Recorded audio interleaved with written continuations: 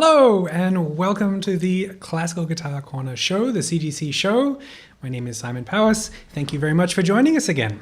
It is a Tuesday, September 8th, and we're going to be delving into a little bit of learning today. I'm going to be covering the topic of 5 classical guitar rules and how to break them. A little bit of a clickbaity title there, but it is a real thing. I'm not trying to, but whenever you have a listicle or what have you. But it's going to be covering some topics that come up again and again within our world of teachers, questions we get about particular rules that sometimes get a little bit misinterpreted. And I want to just offer some clarity on those. I'm also going to be asking if anyone here in the chat has some rules to convey of their own, things that they consider hard and fast rules of the classical guitar. Maybe we can have a look at them towards the end with a Q&A and see what we can find in there. Hope you're all doing very well. I did see some comments coming in that I think Joseph said it's autumnal in Berlin, and that's great. This is my favorite time of year in the Northern Hemisphere, where the leaves start to change, the heat starts to take a bit of edge off. I know I was just talking with a gentleman in California, and I know things are pretty dire out there, so best wishes to everyone in California with that heat. It's not autumnal everywhere, that's for sure, but it is a lovely time of year coming up, and I'm glad you're with us. So hello to everyone. Hello Hannah, Joseph, Stephen, James is on there. James was our guest from last Thursday. It was wonderful to have you, James. Thanks again. Martha, George, Sultan, and Roger. It's great to see everyone. Today we'll be kicking off. I want to share with you another CGC story before we dive into our discussion of our rules. Yeah, right. Someone just wrote 5 rules and when to break them. Number 4 will shock you. Yes, that would be that. Maybe I should have written that in the email. Actually, that would have been really clickbaity. Nice. All right, so I want to share with you one of our more recent CGC stories. This is of our member Narayan Kumar, phenomenal person with all sorts of skill sets that you're going to learn all about right now. So let me play you this wonderful film about Narayan.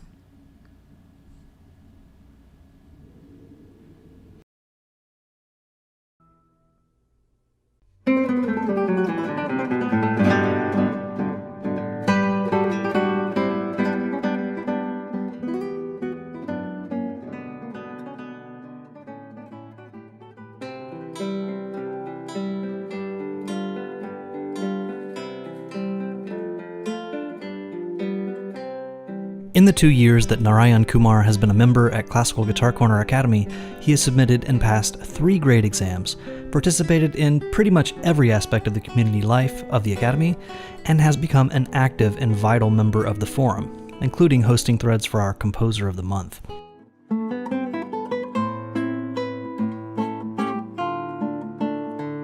But what makes Narayan's story so special is the collaborations he has done with other musicians at the Academy and the relationships he has fostered. It all began when Narayan began recording duets along with Simon's backing track for the beginner lessons. From there, Narayan learned the necessary skills to record duets with himself, and using a green screen, some wonderful photos, and his creativity, he created some amazing solo duets in incredible places.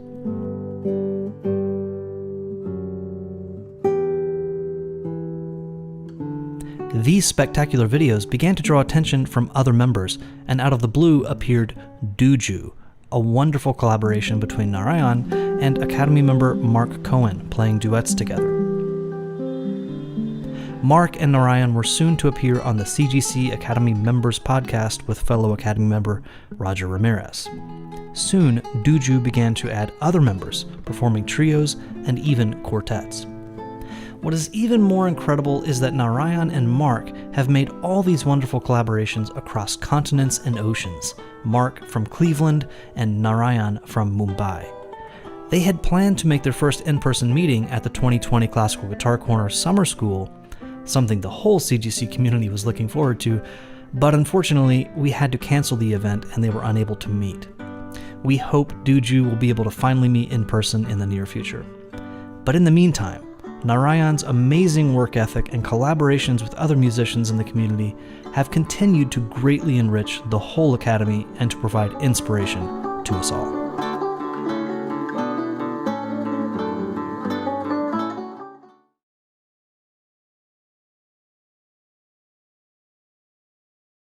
Yay! Thank you so much, Dave, for putting that video together, and of course to Narayan for all of he's contributed to the community. It's a really wonderful source of inspiration and motivation, I think, to collaborate like that and to see all of the wonderful things that we can do. In fact, I think Narayan really was part of the impetus where we kicked off our duet challenges earlier in the year, and we'll be doing more of them in November, I believe, is when we're doing the next round of duets. And so thank you, Narayan. All right, so I want to start off with a little bit of outlining some of the challenges in teaching in general, but also with online teaching. So when we're working together with students, there's a real choice to be made about what to communicate, what to say when we're teaching. Even more so when we're teaching online and we're working with videos that are static, that are going to deliver, that they don't have any flexibility to explain a little point here or there. Although we do have ways of communicating, it's just not the same as being there in person. You also have to be very thoughtful about what you don't communicate. Because in the learning process, I think especially as adult learners, we can get overwhelmed with information, analysis, and I do think that the adult learner has such a developed ability to analyze things, to break them down, to look at them from different angles. And that's very useful in many situations. But in a learning situation as a beginner, it can derail some efforts. And I do have a theory, and this I need to have flashing lights that say opinion coming, or theory, not fact. But my experience as a teacher working with adults versus with children, one of the main differentiators is that children very rarely question the teacher in regards to the information they're being presented with. I think a child is very used to the educational setup where they have a teacher and they just trust rather blindly what the teacher is saying, and they're used to that dynamic and they follow instructions. Maybe there is evidence to the contrary, but they're still following that very clear role where you have someone offering instruction and someone receiving instruction.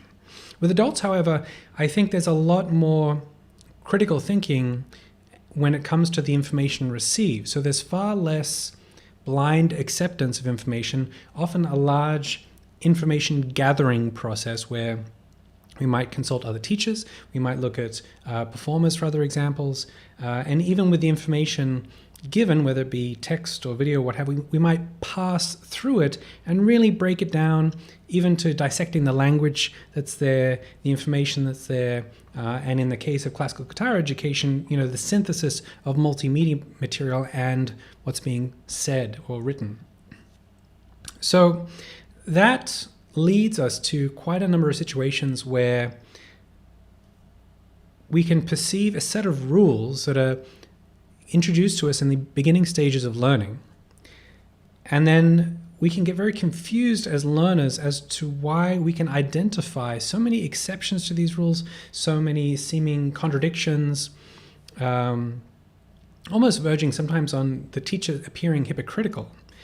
But it really has to do with where you are in the learning process and how much you implicitly trust the teacher you're working with or the information you're receiving. and then how you apply that to what you're working with. So I think that's a little bit of a background as to why these rules come up, which are not so much rules, in my opinion, but they're perceived as rules, because I think a lot of adult learners that come through CGC, they want to know the right way. They've been sort of confronted with so much diverse information on YouTube, so much the amount of information on YouTube, and then they just want to know the right way. And so if there are any contradictions or exceptions that come up that are obvious, then it sort of raises the red flag of, hang on, you said this, but you're doing this, what's going on? So that's a little bit of a background there. Let's dive into number one. So this is the biggest one. And I wonder if anyone can guess what this is about. It's a really common one that happens with classical guitar. This is to do with alternation. This is probably the most questioned concept that is talked about, and it does come up quite regularly to Nikki, Dave, and myself as teachers, and James and Sonia as well. So let me just, there we go. You can see my hand. So just to outline what we're talking about here, when we play the guitar, we often alternate between fingers. The reason being that if you use one finger in repetition, it works completely, it's fine, it works very well. But if you want to do this, I'm going to do it on my guitar because you probably can't see anywhere else, but if you want to put your finger on a table or on your knee, what have you, and just do this. I mean, this is old news to a lot of people, but it's just worth going through the process. Tap that finger as fast as you can, repeatedly. As fast as you can, faster, faster, faster. See if you can push that speed. Okay, so a couple of things. One, you'll notice that your finger cannot tap the instrument that many times. It's not that quick. And also, as you tried probably to push your limits, you may have found there was some tension building up in your forearm as you tried to repeat that finger. So that's really important, and we'll come back to that. Now, if you try and alternate between the two fingers, one, I think we can readily see that it's faster. The alternation results in an ability to make faster movements between the two. If we went to 3, that's the realms of tremolo, and we can get faster still. We also can play with more ease and fluidity and less potential for injury with these more relaxed movements. So that's why, one of the reasons why we like to use alternation. We alternate when we play, and I think it's quite easy to do it on one string.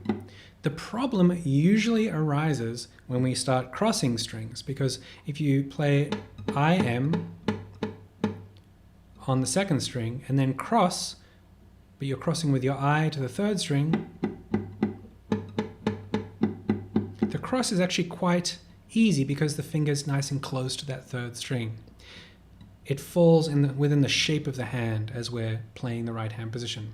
However, if you try to cross with your M finger, there's a little bit of an awkward figure made with the hand, and therefore we can stumble. And this is where, if we're not paying attention, we will just do this. MM. So that's relatively straightforward, and I think a lot of people here watching on the live stream be nodding their head going, yes, I get it, I get it. The real problem here when we're talking about rules is that in the early stages of learning, we hear about this alternation and that we should always alternate. And that's the rule. But there are many, many ways and instances in which we can break that rule. I think Nikki, we were on a meeting this morning with Dave, Nikki, and myself, and Nikki put it really well in that you want to have the ability that you are in control of your hand, not your hand is in control of you. And that's the big differentiating factor when it comes to alternation. We do want to have regular alternation so that we can rely on a relaxed hand and have fluid movement. And We also can repeat fingers intentionally. It might be to have a consistent sound. Maybe there's a really great spot on your I finger that you get a very particular sound, and you have a line that you want. You want to have a very consistent sound, so consistent you don't want to even move between the two different fingers. That's a good reason to do it. Another good reason is that there might be enough time and space between the notes that it really doesn't matter. There is no tension here. It's slow enough. Even at that speed, there's really not a problem there. The problem arises when we are repeating fingers and we do not know it.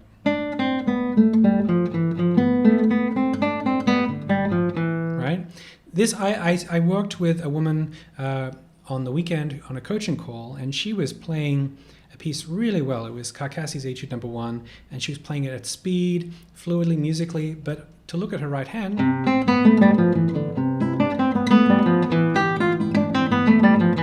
I saw her M finger just repeating and repeating and repeating and repeating. And when I asked her to change to alternation, she could. And she could do it with a focus and attention. But when she went back to thinking about other things like the left hand or musical shaping, it went back to the habitual use of the M finger on all of those notes. And of course, that's going to end up doing that same thing when we were tapping against our table. It will cause tension to build up, and we're just going to hit a brick wall when it comes to playing. This is a good example of information that's given to someone at a beginner stage, and they might question the validity of it because, well, what's wrong with this? Right? But the answer becomes evident much further down the track when speeds pick up and complexity picks up, and that's when you really need to rely on a good solid foundation of alternation in the right hand to use it. So there are many, many places where we can have exceptions to this rule. Now, a question did come up on email from a gentleman called Ron in the Academy, and he went into a video that I had put in the Academy for a Giuliani piece. And he'd identified a couple of inconsistencies with this rule. One was that I was repeating an I finger to do this. And in that instance, that was intentional because I was wanting to do a particular stroke to bring out a note with my I finger. The piece is not very fast. It's very manageable to repeat that finger in time, and that's why I chose it. The other one that was identified was something like this. I actually haven't reviewed the video just yet, but I do believe, Ron, that I did this. He seemed very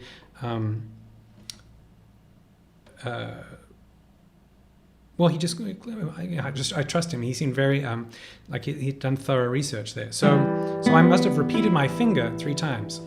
Now here is something that we don't often talk about, but it's really a pretty integral part. Before I give you the short nugget, I'll give you a bit of backstory.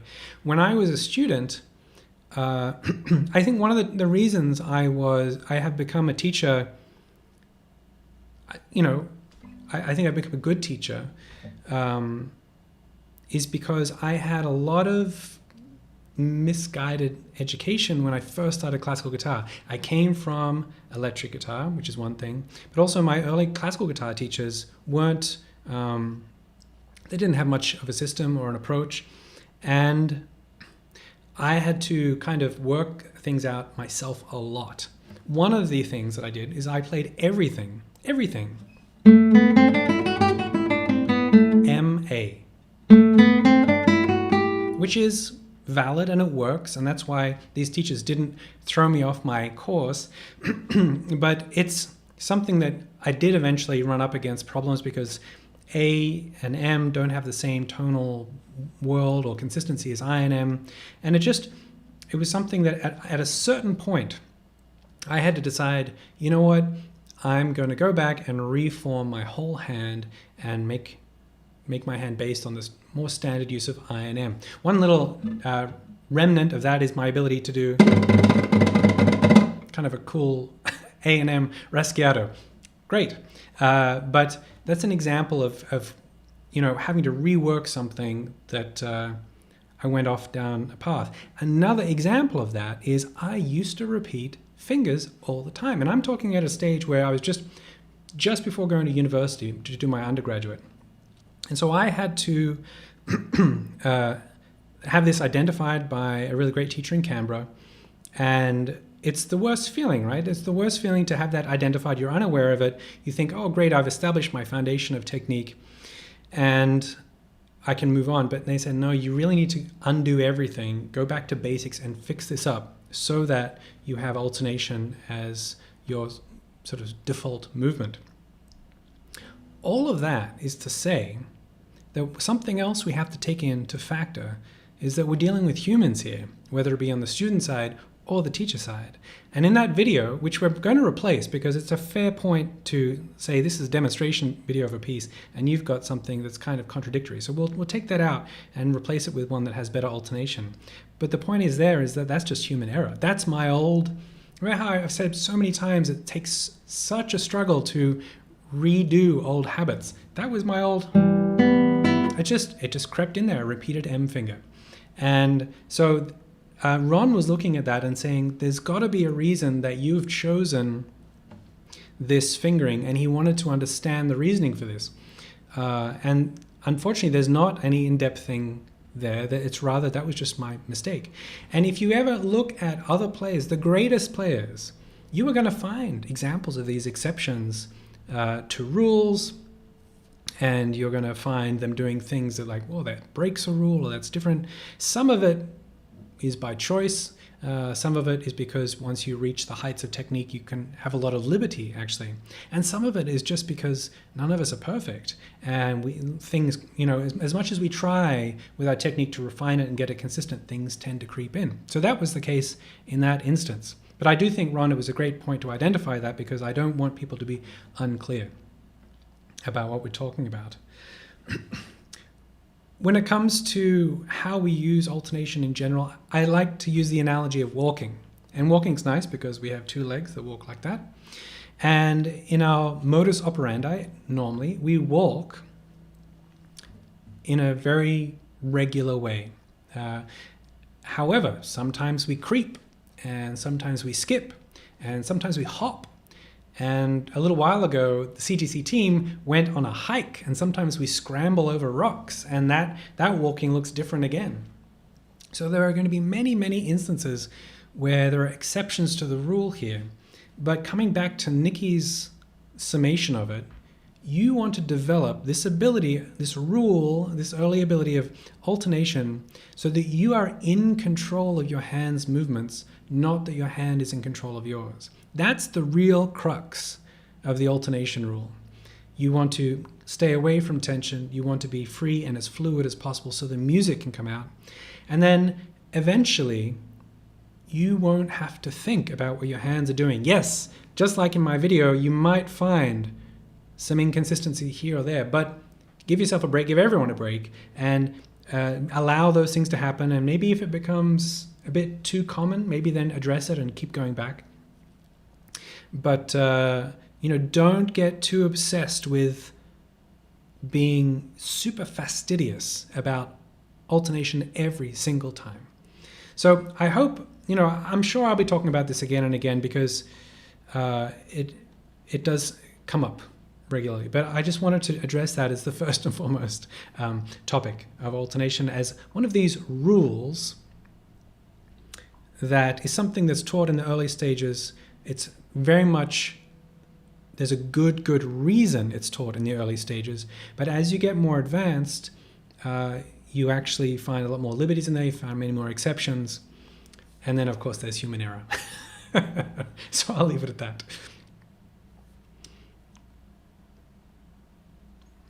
I see some questions coming in. I'm going to keep going through these other points. It's not going to take too long, and we'll address some questions towards the end. I'm also curious to know if there's some rules that you would like to talk about that I don't get mentioned.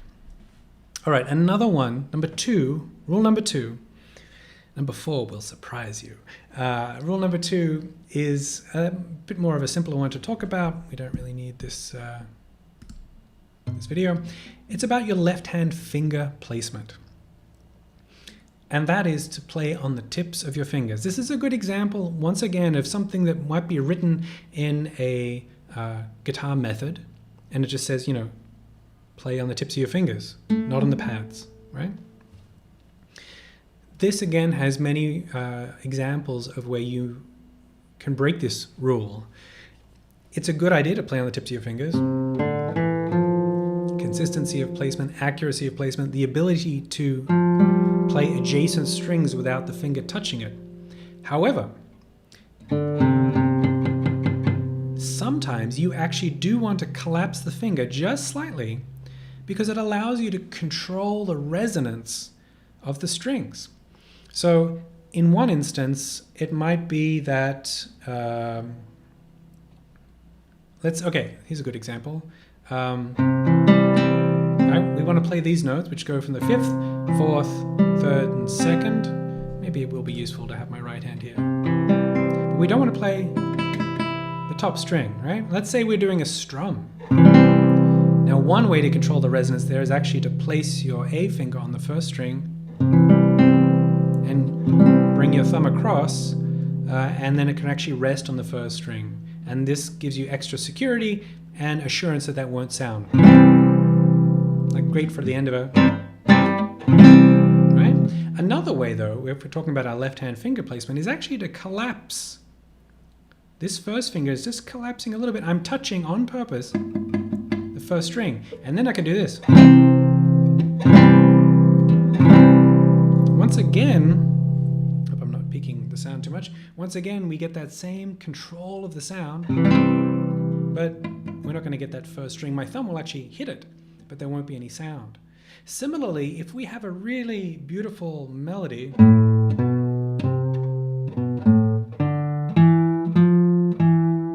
there might be cases there where you really want to make sure that the strings around that string are not being hit by the hand or vibrating in sympathy, sympathetic resonance.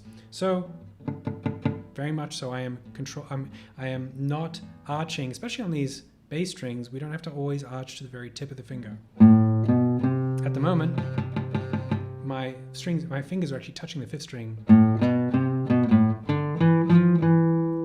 All right, so there's many instances where you can actually allow your fingers to touch the other strings, and it's very useful to control the resonance, and sometimes even for security. When we're talking about placing on the fingertips, again, this is a really good tenet to follow in the early stages of your development because it works on the curl of the fingers, it works on the consistency of finger placement, and it does allow for these open strings that we so often need to be played between fretted notes. For on the pads of our fingers, it's quite difficult.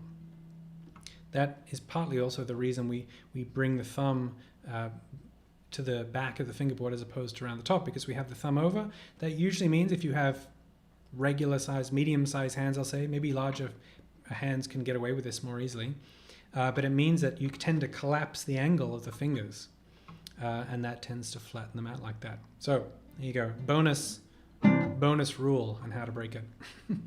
So playing on the tips of the fingers is something, the reason I brought this up is there was a gentleman that did an exam a couple of submissions ago that was struggling so much to play. It was Saw Etude number 3, opus 60, so much to keep everything on the tips, and his diligence was really admirable. But then I suddenly said, no, you can collapse them. I mean, we're not playing the other strings, so you don't need them. You don't have to be so over the top, so perpendicular all the time. So that was number 2. All right, moving right along. The third one is an interesting one, and that is about keeping the beat or playing with a metronome. The metronome is a tool that helps you monitor what you're doing, helps you achieve some objectivity, much like a mirror in front of you might help you with your posture or your positions. I don't need probably this again. But a metronome is going to help guide you to make sure that you're not speeding up, you're not slowing down, and in fact the rhythm that you're working on is right on the beat. And when we're talking about learning rhythms in the early stages, we can really get fixated on being correct and playing along with the metronome. But just as you hear in my voice, when you try, sorry, I belabor the point, when you try and mark moments along with the beat, there is a tendency to accent those as well. And that's where you start to get this kind of sound. What example can I use? Well, I don't know.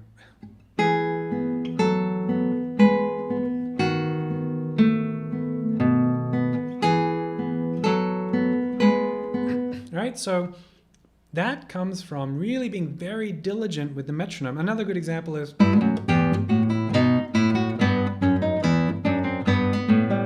this disturbs the musical line because musical ideas and lines are much longer than a beat.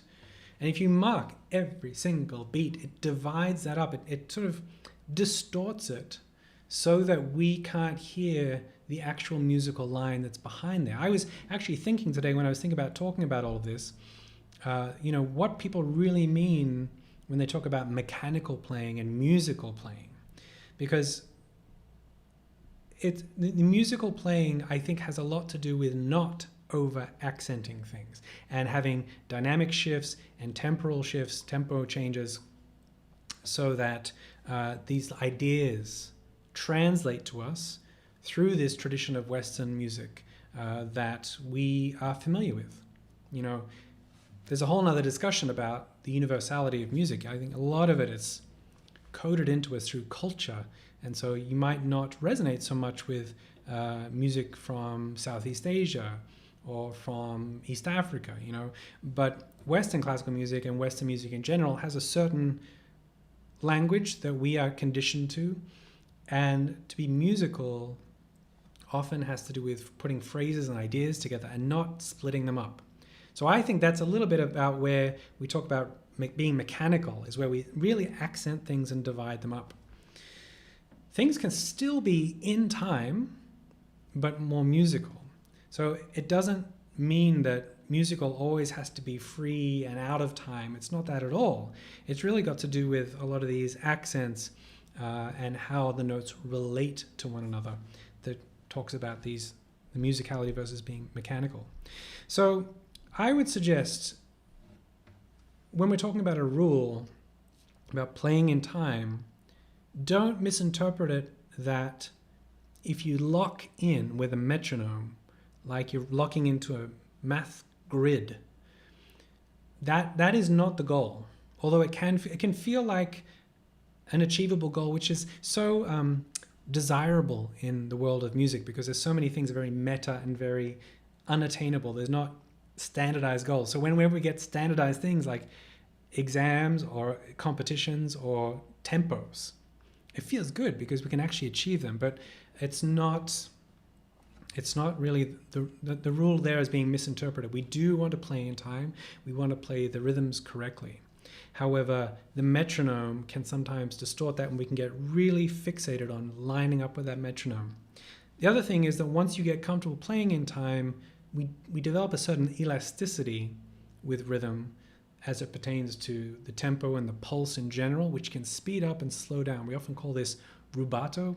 Basically, I like to think of it as elasticity, right? I like to think of it as, you draw a little smiley face, tiny smiley face on a balloon before it's blown up. Then you blow up the balloon and the face gets all stretched, but the relative proportions of that face are still there. You can still see that's a smiley face. Same thing happens with music. You can stretch the tempo, but the integrity of the musical idea is still there. You can still hear the phrase, you can still hear the shape. So that's where we want to get. But the rule of staying in time with the metronome is something that I think can be a little destructive early on. So use it judiciously, use it to correct things, use it to check in on things, but don't feel that you have to lock into the metronome. Use it as a tool, not as something that you rely on. All right. Here's another one that's this is a bit of a little one. And I'm sure many of the people in the Academy have heard me talk about this before. but this is about splitting notes and rolling chords. I'm grouping these into one. So there might be a rule. I'm going to use Lagrima again as a really great example of this, because I listen to, if anyone watched any of the GFA broadcasts over the summer, they put their substantial symposium online, and they had a lot of these guest artists play Lagrima because it was sad that we couldn't be together at the festival. And all of these different interpretations I just thought was very interesting, and I noted a couple of them where I saw artists of extremely high caliber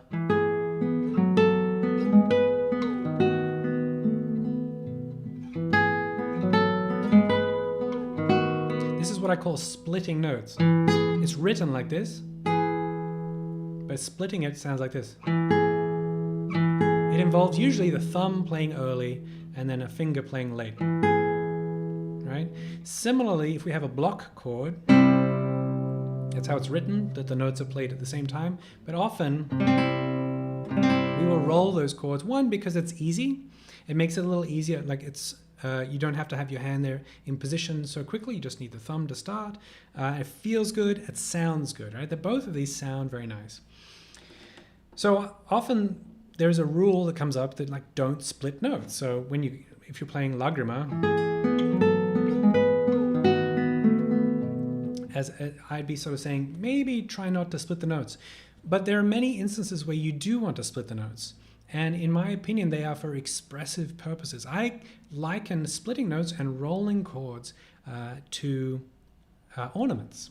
So ornaments, should really be to literally ornament the actual note or chord. So that's the note. Here's the ornament. We're not we're not trying to focus on the ornament. If we focused on the ornament, it would be this. Okay? We're trying to get ultra clear slurs, That's not it. It's more of the moment in the music that's ornamented. Similarly, we can ornament moments, making them more expressive using split notes and rolled chords. I was just working with a gentleman earlier on this beautiful piece. I must put this in the Academy because I love it, and it's not played nearly enough for the quality of music it is. This is, give me 2 seconds, study number 18 from Opus 29 by Fernando Sor. Such a beautiful piece, such good harmony. Now let me play. I don't know this piece. I was just working on it with somebody, so I'll be sight reading it. Apologies for that. But let me give you an example, because we were talking about these moments, right? So here's a couple of moments where splitting the notes will give us a musical opportunity. Let me find it. I'm just going to kind of wing it here.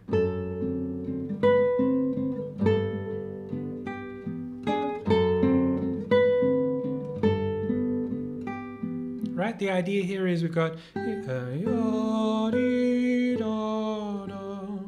and this note here, for all those playing at home, is a suspension resolving to a chordal tone. It happens twice.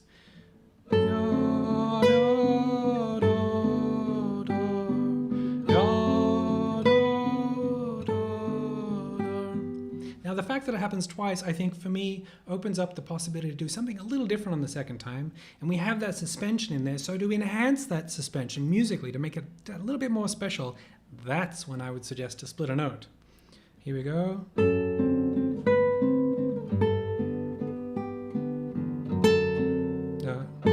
Here it is. That. Just because it's almost like it's split because it's taking more effort. If you get twigs for kindling to make a fire, the little ones just crack.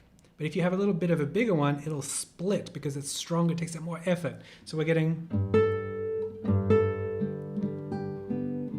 Analogies aside, it's more expressive and it draws you in. Another example here... Oh, sorry. Right, that moment there... Very very Mozart, it's an accented chromatic note that resolves upwards. And so again, if we want to make that just that little bit more musical, that was a very big split. Beautiful, right? So I treat them like ornaments. We pinpoint moments that make sense to sort of milk, if you will, to make that extra bit musical, and that's the way we do it. Now, for instance, another example. Let's say, just for hypothetical sake, here we had, instead of 2 notes, we had a rolled chord. Now it's starting to sound a little bit more 20th century, but anyway.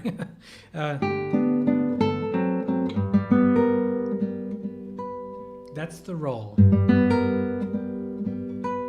Same principle, same idea. We're enhancing that already expressive moment that's given to us by Fernando. We're friends, we're on a first name basis. Given to us in that moment. And we're making it even further by doing a decrescendo, loud to soft. And we're adding a roll. It's we're just using all our little toolkits. So that's the rule. Splitting notes, rolling chords, absolutely. But use them at appropriate moments for the biggest effect, as opposed to having them be habitually in your technique. All right, that was number 4. Let's see what number 5. Number five is a big one. So number 1 was alternation. Number 2, having your left-hand fingers on the tips of the fingertips. Number 3 was keeping the beat, or using a metronome there to keep the beat. The pitfalls of that. Number 4 may surprise you. Don't split notes or roll chords, being a rule. And number 5 is not a rule that is said out loud, but it's one that's perceived by a lot of people learning guitar, and that is to stay in the positions as you've learned them. This is a big one. So what I mean by that, we've got the left-hand position, the right-hand position, and the sitting position. Those are our positions. So seeing as I've got this screen on now, let me talk about the right-hand position. The right-hand position, rightfully so, is often compared to a brush, a painter's brush, in terms of all the palette of colors that we can get out of the instrument. And of course, with this sort of infinite gradient of colors here, we can't access them all from being in the same position. We could do this, I suppose, but what about this and this and this and this? All of those movements in the hand are going to give us that extra color and that extra possibility to be musical and express ourselves musically. But I think, to put a finer point on it, what people often interpret is that this is where we play on the string. And when we want to play ponticello, this is where we play on the string. When we want to play tasto, great, right? And of course there's some choices in between. But I think something that people observe in professional musicians is that they might do something like this. I'm just going to improvise here.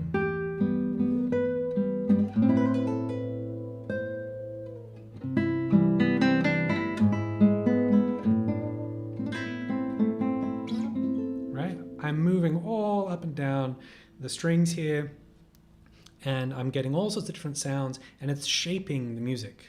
And this is, I think, a little bit more so intermediate advanced territory, and that's why we're talking about this, because when we learn in the beginner stages, we've got to practice moving comfortably from normale to ponticello to tastos. We have it like pieces that ask us to do this. Same with loud and soft. But as you get further and further down the path of your musician's path, you're going to find that these things are in this beautiful and constant state of flux. You're never really still. It's doing this. I'm looking at the other camera. I'm doing this with my hands. This is how it feels. It's relaxing too. It's a whole other discussion, but that kind of playing I think is very good for your ergonomics. But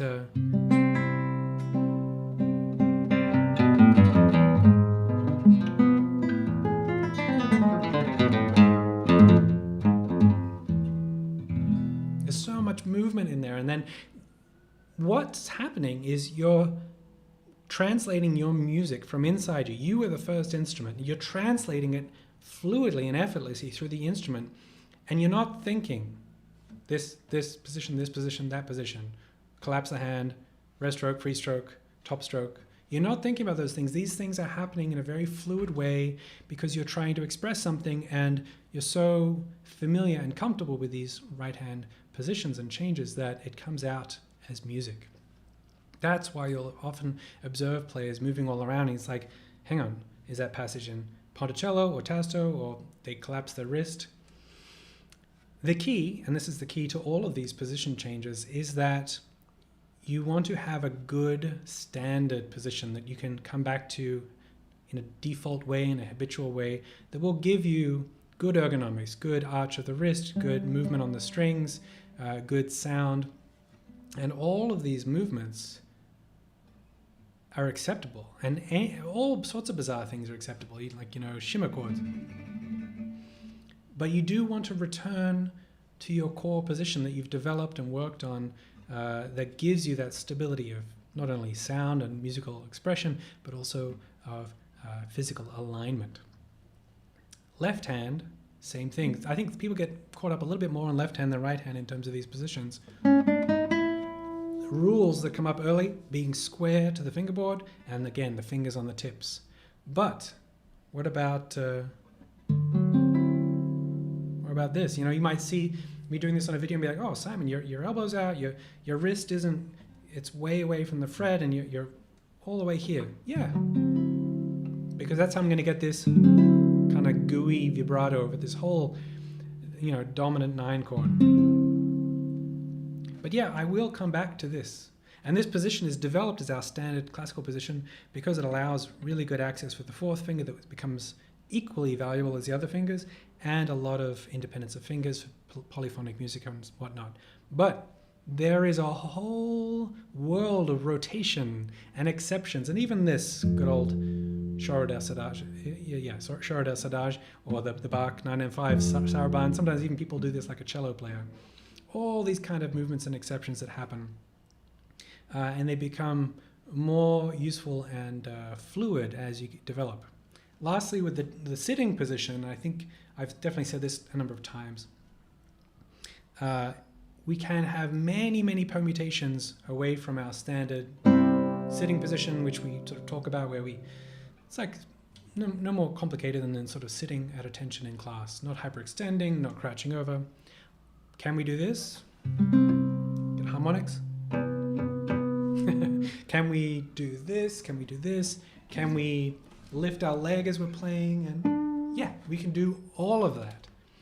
The real trick, and this is the same with all of them, is you don't want to get stuck in any one position. As soon as you get stuck, that's when injuries start happening. You get tension building up because you spend half an hour practicing and this trapezius muscle is all tensed up and you get knots in there and it spirals down. So you want to always be resetting, always lean, go for it, and then reset.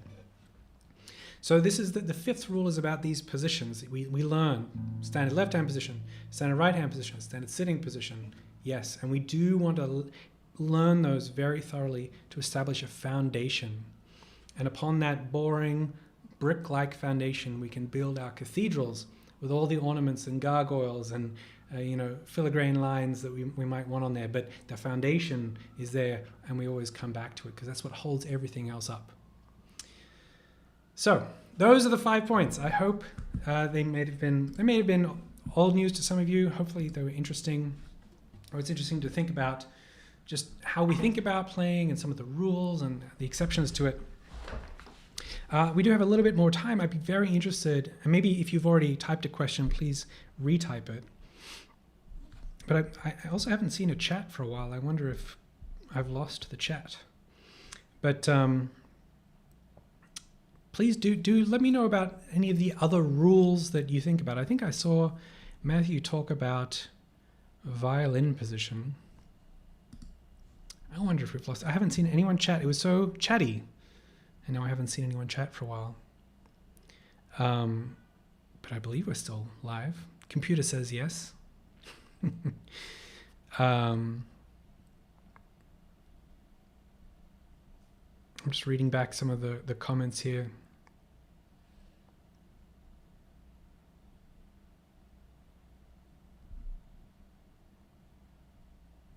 Oh, very curious. I am going to hop over to YouTube. I have a feeling the feed here may have stopped. I'm going to hop over to YouTube and see if I can see the comments there. There it is. Huh. Very odd. Okay, on my normal thing, it's sort of stopped. So I can see the comments now over on YouTube. Great.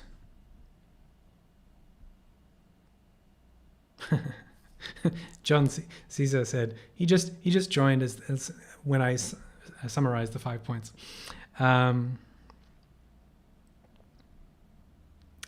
Alex, the maker of this guitar, that's Paul Sheridan. He's a builder in Western Australia. Let me have a look.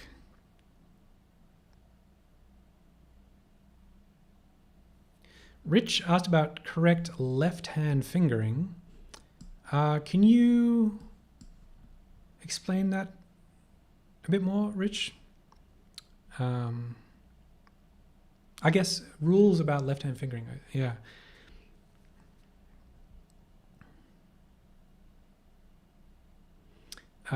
Chad asks, since we talked about ergonomics, can you tell us about your experience contributing to David Leisner's book, Playing with Ease?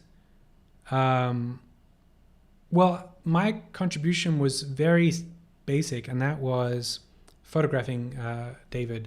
He came to my apartment, and he wanted to demonstrate, the images that went along with that book. So I don't have anything to do with the contents of that book or the information. I was just helping him get some good images. And I think, I did work professionally as a photographer, but it's more important that I was a guitarist, so I could, we could communicate really easily that way. So that's how I contributed. It was just really photographs. John asked what video camera. I'm using a little Logitech webcam and a Canon DSLR. But no rules, no questions about rules that I see. Let me see if there's anyone else going back.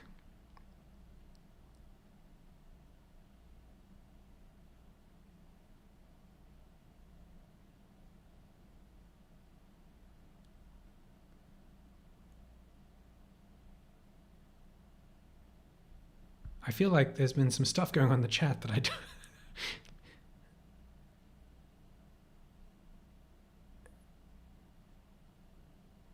Okay, interesting. Here we go. Thank you, Matthew. Violin fingers.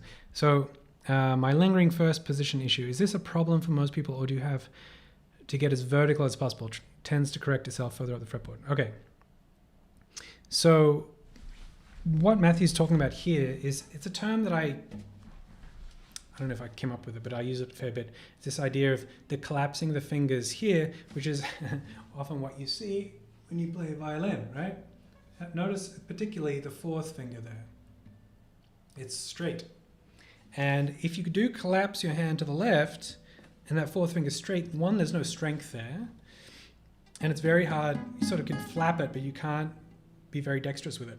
So to get around that, we do want to bring our hand a bit more square on, and the fingers take, the fourth finger's facing on a slight out angle, the first finger's slight out the other way, and the middle two fingers are more or less perpendicular. For those in the academy, there's a really good view of this in the left-hand position lesson in the fundamentals. That's probably what I'd recommend. But that's why we have that standard position, because it allows us, especially later on, to achieve all those things we need to achieve in the left hand. Is it a problem for most people, or do you have to? Yeah, I mean, it's another one of those things that you can get away with. Like, for instance, if you play one note, right? You could play that note. You could do this. You could do this. Could I? Yeah, you could do all sorts of things. But as soon as you get asked to play something more complex, that's when those positions will fall apart. And similarly, that's when this will fall apart. As soon as you need to do complex things with your fourth finger, this collapsed position will be a real hindrance. Linda asked a question about fingerings. I tend to consider them just to be suggestions, and if there's something better that will work for my hand, I will change it. Yeah, there was actually a little bit of a...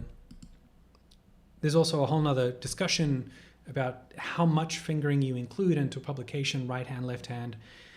Anyway, there's a whole nother discussion. But look, I think that's a great question, Linda, about to demonstrate out the same kind of topics, that in the early stages of playing guitar, I would highly, highly suggest following along with the fingerings provided by a really good educator. There are reasons. For instance, playing the fourth finger on the third fret on the second string.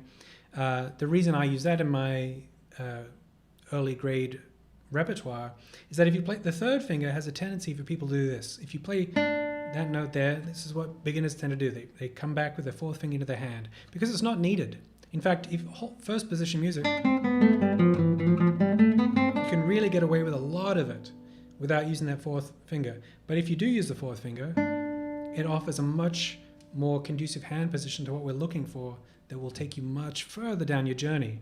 If you use a third, it's very possible that you might collapse your hand and bring your thumb up using the fourth. So there's an example there of why I would be pretty strict in following the left-hand fingering in beginner material. As you get to more advanced material, it becomes quite personal. Fingering becomes quite personal.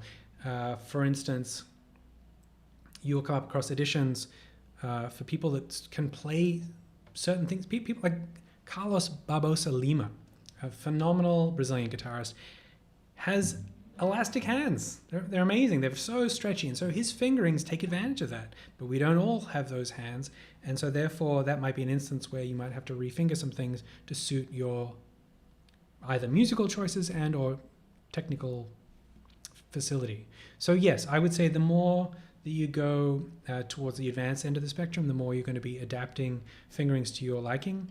And there's going to be inherently musical choices in there as well. There's technical aspects and musical aspects.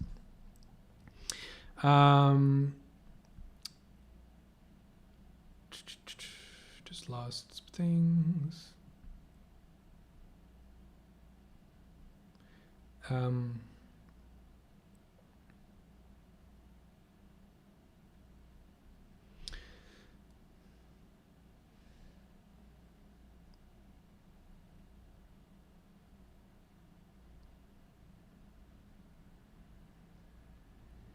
I think I know what Cynthia's talking about. Cynthia asked about last week's live stream. I talked about the Bach Chaconne, and also Mark asked about this. And there's a voicing.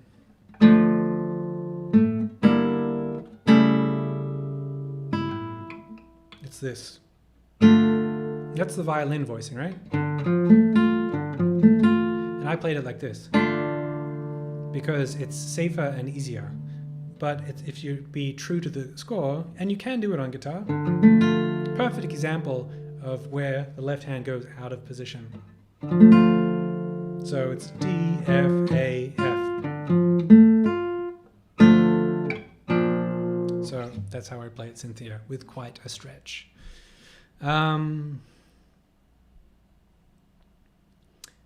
James asked about thoughts about using the right hand onto the fingerboard for an exaggerated tasto. Yeah. So what James is talking about is that we normally talk about tasto sort of being here. Get a nice warm sound there, but continuing that all the way over the fingerboard. What happens there is we get, let me see, I don't think this is, we actually get a point, a middle point. Let's say we've got this note here, where we hit this nodal point, and up to there we're going to get a variation in sound. But theoretically, past that point, we kind of get the same thing going backwards. So all the way up to the nodal point, which is also where you find the artificial harmonic, you're going to have a spectrum of color. So yes, I think you can go over the fingerboard all the way up to the nodal point, and you can find different colors there. All right, I might take one last question because we're at 5 o'clock, and I want to respect people's time.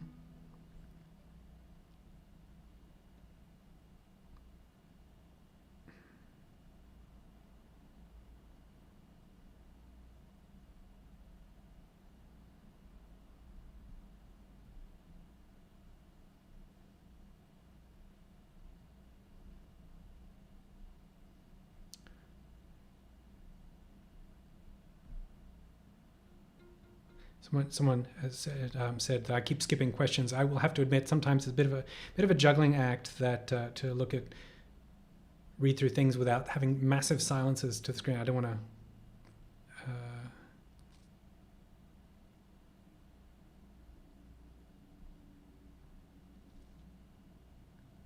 All right. Well, I will actually just, seeing as I've got technical issues anyway, I'm going to wrap the session up there. Thank you so much, everyone, for joining. On Thursday, we'll be back at 4 p.m. live again, and I will have an interview guest to chat about guitar. So thank you, and I'll see you all soon. Take care, everyone. Bye-bye.